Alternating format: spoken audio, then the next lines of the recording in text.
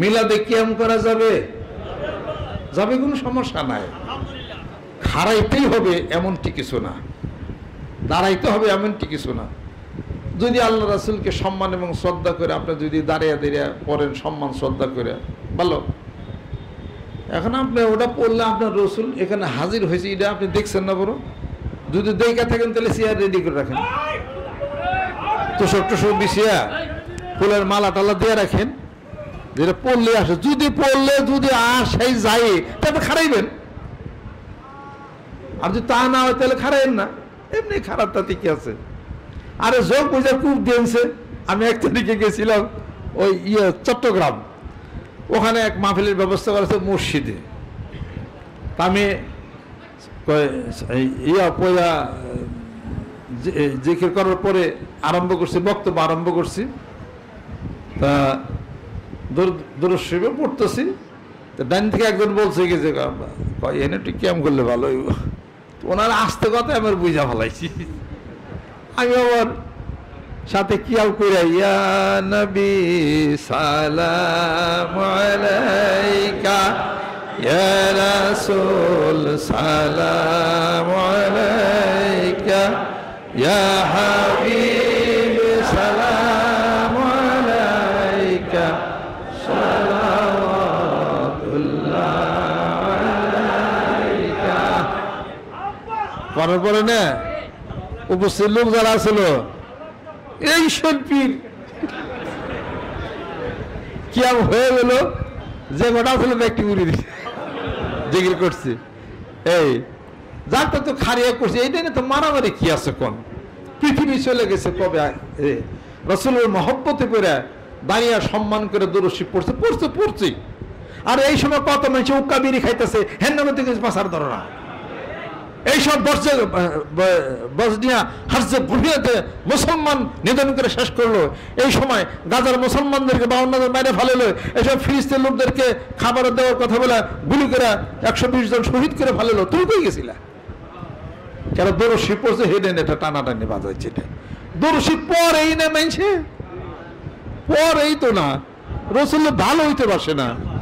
আরে ভালোবেসে কতক্ষণ দাঁড়িয়ে ইয়া নবী সালাম আলাইকা কইছে, কোনটা পরে আস্তে আস্তে ঠিক হল। আর ভিতরে রাসূলের মহব্বত ভিতরে ঢুকুক আগে।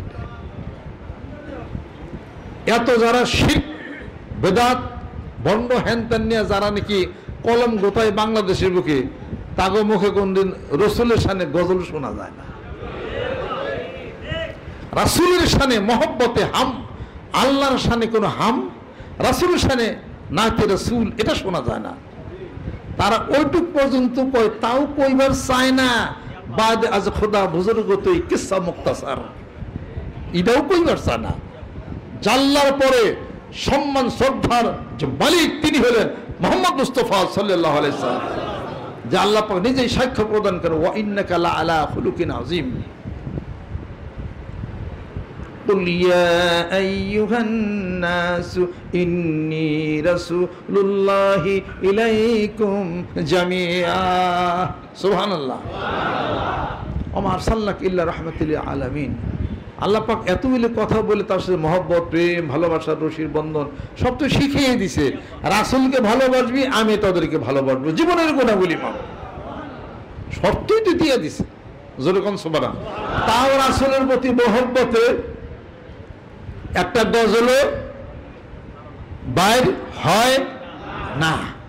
সারাদিন কলম গুতাইতেছে খালি, কোথায় শিরক, কোথায় বেদাত, কোনটা ভণ্ড, কারে কাফের বলা যায়, খালি এইটাই নেই। খালি আপনারা কি নিরাশ হয়ে গেছেন নাকি? ইজা ইয়াইসাল ইনসানু তালা লিসানুহু, ইজা ইয়াইসাল ইনসানু তালা লিসানুহু। তারা নিরাশ হয়ে গেছে, এখন তাদের জিহ্বা বাইরে গেছে, মানে যা মনে তাই খালি কইতেছে।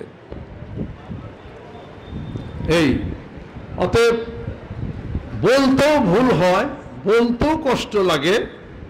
রাসূলকে মহব্বত, ভালোবাসার প্রেমে আবিষ্ট হয়ে যাহা কিছু বলবো, বলবেন, তা হিসাবপত্র করেই সেটা বলতে হবে। জোরে জোরে কন সুবহানাল্লাহ। নবীর প্রেমে কত মানুষ কত কিছু বলতেছে। একটা হক তাজাউজি করা যাবে না, হদের মধ্যেই থাকতে হবে, কিন্তু মহব্বত আপনি করবেন। আপনি এত হদ শিখান, আপনার মুখ থেকে তো একটা নাতে রসুল জীবনও আমরা পাইলাম না কোনোদিন। শুধু খালি কলম দামো খালি দাবরাইলেনি, ভুল ধরেন কথা ঠিক, নিজেও একটা গান তেসে বুঝি রসুলের মহব্বত ভিতরে আছে। এই শ্রেণীর যারা আছেন বাংলাদেশে, একটাও রাসূলের শানে একটাও নাতে রসুল তাদের জবান থেকে একটাও আমরা শুনিনি। তাহলে রসুলের মহব্বত ভিতরে আসতো। সুন্নতির মেলায় খেলাপ, মহব্বত আসবে কোন জায়গার থেকে? রাসূলের মহব্বত আসবে না যে পর্যন্ত একটা মানুষ দুটো জিনিস না করবে। এক নম্বর হলো সুন্নতের ইত্তেবা না করবে, আর রসুলকে যারা মহব্বত করছে তাদেরকে মহব্বত না করবে।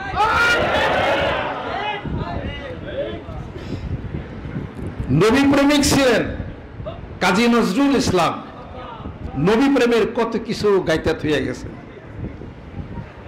নবী মোর পরশমণি, নবী মোর সোনার খনি, নবী নাম ভাবে যে জন সেই তো দোজাহানের ধনী। নবী মোর পরশমণি, নবী মোর সোনার খনি, নবী নাম ভাবে যে জন সেই তো দোজাহানের ধনী। নবী মোর পরশমণি, ও নামে সুর ধরিয়া পাখি যায় গান করিয়া, ও নামে সুর ধরিয়া পাখি যায় গান করিয়া, ওই নামে আকুল হয়ে, ওই নামে আকুল হয়ে ফুল ফুটে সোনার বরণী। নবী মোর পরশমণি, নবী মোর সোনার খনি, নবী নাম ভাবে যে জন সেই তো দোজাহানের ধনী। নবী মোর পরশমণি, চাঁদ সূরজ গ্রহ তারা তারি নূরের ইশারা, নইলে যে অন্ধকারে ডুবিত এই ধরণী। নিদানে আখিরাতে তরাইতে পুলসে রাতে, নিদানে আখিরাতে তরাইতে পুলসে রাতে, কান্দারি হইয়া নবী, কান্দারি হইয়া নবী পার করিবে সেই তরণী। নবী মোর পরশমণি, নবী মোর সোনার খনি, নবী নাম ভাবে যে জন সেই তো দোজাহানের ধনী। নবী মোর পরশমণি। এটা যে লেখছে সুর দিছে, তার ভিতরে নবীর প্রাণ না থাকলে এমনি কি লিখছে সে? ভাব নইলে ভক্তিতে কি হয়, যার আছে ভাব সেই দেখতে পায়। তাদের ভিতরে ভাব আসা লাগে, ভাব ছাড়া মানুষ আজীবন অভাবই থেকে গেল। রাসূলের মহব্বত, রাসূলের সেই ভাব ভিতরে না আসা পর্যন্ত আল্লাহ পর্যন্ত সে পুষতেই তো সে পারবে না। হিসাব পত্রই তো সে মিলে, হিসাব পত্রই মিলতে পারবে না। যে এটা লেখছে তার ভিতরে কত ভাব।